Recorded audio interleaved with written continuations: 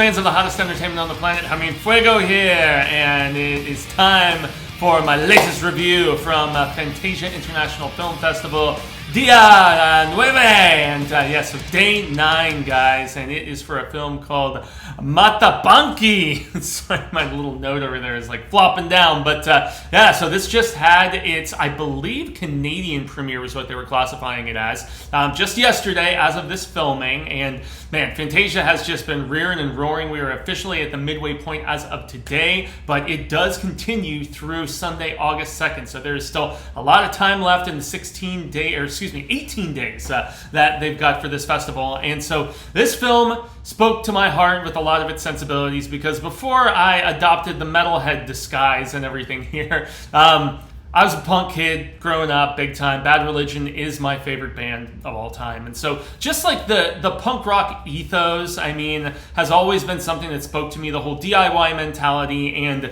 just indie filmmaking, especially like really low-budge renegade style sort of stuff. My favorite, so I have a tie for my two favorite films. You've got the big budget bombast of James Cameron's Aliens, but then on the flip side of the coin is Kevin Smith's Clerks. And I definitely saw a lot of that DIY Clerks Kevin Smith aesthetic in this, not just because it's a black and white,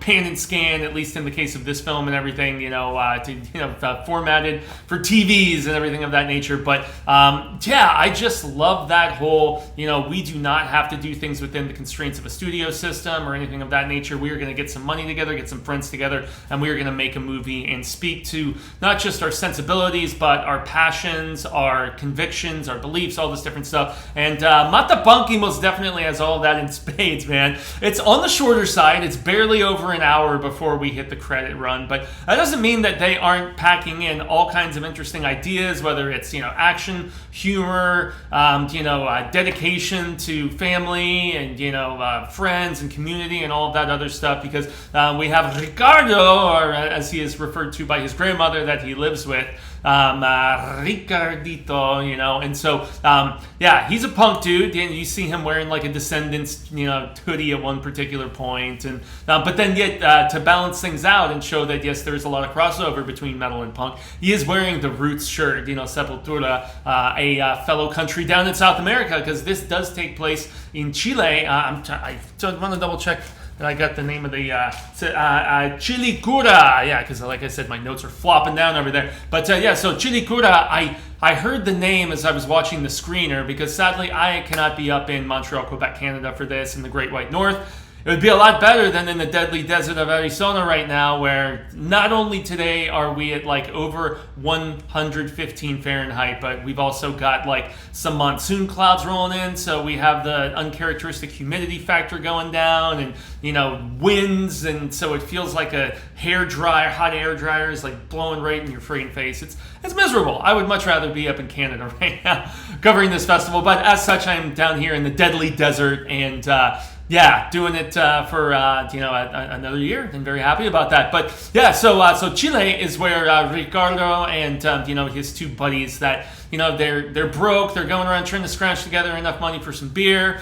His friend, I believe, Patricia, if I remember correctly. And man, I'm just like Claudia. Yeah, that's right, man. I'm messing up all the names today, guys. But so I mean, he has his two friends, and they go out to this show one night, and afterwards they're partying and just trying to drink and find some I don't know, they're broke, so they're trying to find some booze and some hooch, so to speak. And Ricardo ends up drinking down some really weird stuff, and I couldn't help but think of like the strange crazy old bottles of wine or whatever that they're drinking in like street trash or whatever. Thankfully it's not that sort of consequences that Ricardo ends up having to deal with, because he is imbued with superpowers, and there's like a little explanation about it, about how the drink is like it's millennia old and all this other stuff, and how it will imbue like the worthy with powers, those who have a need to defend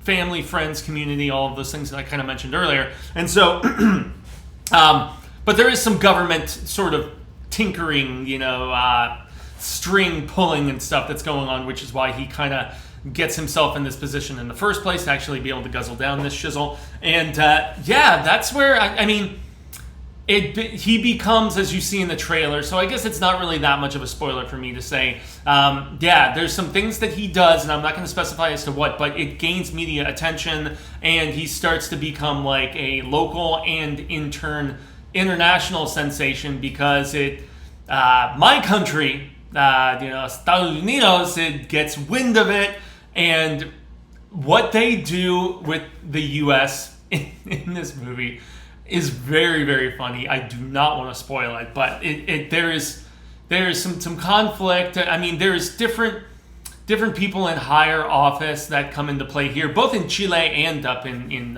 the U.S. and everything. And so, but another thing that Ricardo has to actually deal with in the film is him and his buddy, they figure out a way to like remake, and like they tinker with all kinds of different alcohols and stuff, and they find out that it's like it's like a quarter of a box, like half red, half white wine. I just want to double check the notes.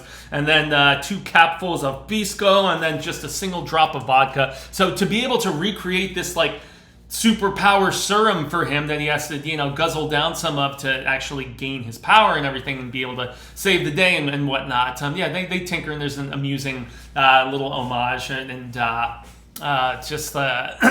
excuse me, goodness gracious, guys, that goes down, and just like a montage, and that was the word I was probably looking for there. But yeah, it's endearing, man, and it's fun. But the thing is, Ricardo realizes that he's having trouble like keeping control of his powers. He doesn't like realize the full extent of them. There's something where he goes after a guy who steals a cell phone, and he ends up maiming him pretty bad. I don't want to say as to what goes down, but he's just like, damn, I didn't mean to like hurt you that bad, or something to that effect.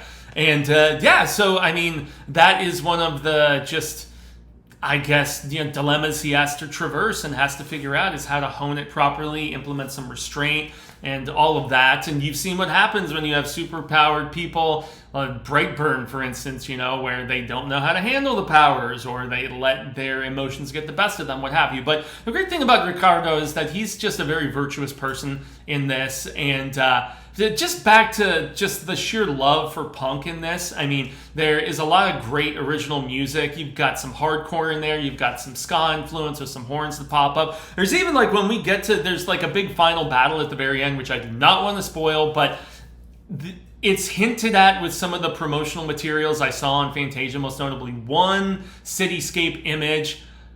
It's hilarious and just really badass and awesome, and it really amps up the implementation of something that they do at a few different times in the film, where it's black and white, as I mentioned earlier, but there's like splotches of color that come on, most notably when Ricardo was, when he drinks down his super serum of sorts, and you immediately see like he like winces and everything, because it's like demon alcohol, fire water of some sort. And you see just the splotches. He's like changing and being imbued with said abilities and whatnot.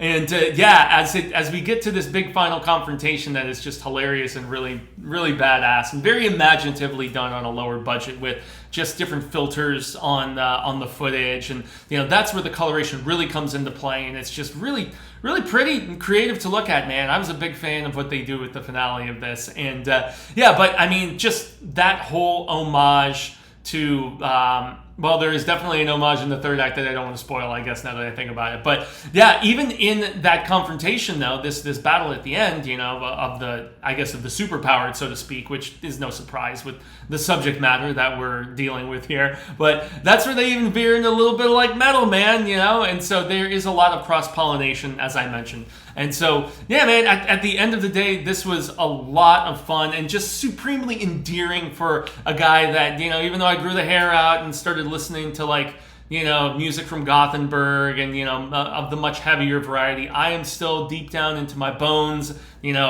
Black Flag, Minor Threat, the aforementioned Bad Religion. I mean, yeah, that is the stuff that I grew up on and that I still have such a deep affinity for, and that I've played lot of punk rock in my day on the drums because I smashed the skins and everything. So yeah, guys, that is going to do it for my thoughts on the Matapanki. And got to give a big shout out to director and writer Diego Fuentes. Did a killer job with this. And I was looking at photos of this guy, and I'm pretty sure that he was one of the minor characters in it who showed up in at least a few scenes. But I mean, there's a bit in this near the end of the film where you could tell that they just put on a punk show and invited probably a bunch of their friends as extras and just raged and probably had a blast filming it. I mean, that is once again back to Clerks. I mean, that is the way to do it. Cast your friends, get everybody who is willing to be supportive in that capacity of your creativity. It's pretty righteous, man. It's very cool stuff. And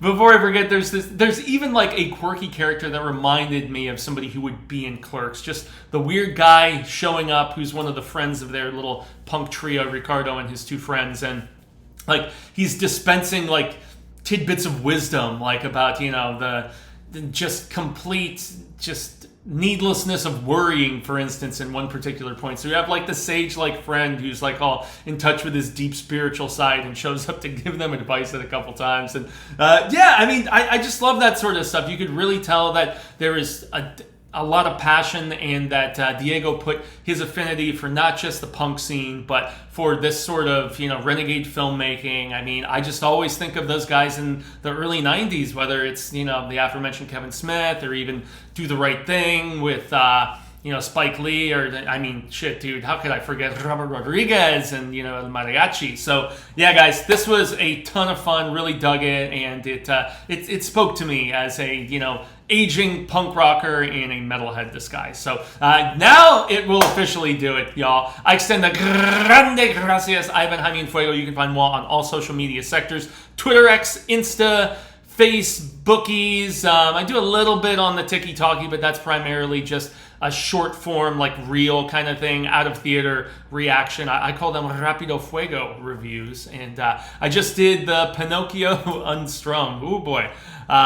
It was amusing. I'll definitely give it that in all of its ridiculousness. But yeah, I still have tons more films that I'm going to cover here at the Fantasia International Film Festival. Once again, running through the 2nd of August, which is next Sunday. So if you are nearby, or if you have any inclination, if you got the ducats, you got the dinero way, man, I mean, you should really get on it if you have the opportunity to go check out the final week of the festival. All kinds of great stuff going on there. I have the link to Fantasia's website in the description below. And obviously, you guys know the drill. Like, share, subscribe, comment if you have seen this movie. If it was just the Canadian premiere, I would imagine it's been at its fair share of festivals already, maybe even down here in the States. And, you know, some of the fests that I covered, I just didn't, it wasn't featured there, didn't get the chance to see it. I feel like the International Horror and Sci-Fi Film Festival, which I cover annually as part of the Phoenix Film Festival here in Arizona, like I said, this film would be right at home there, you know, with my dude Monty Yazzie,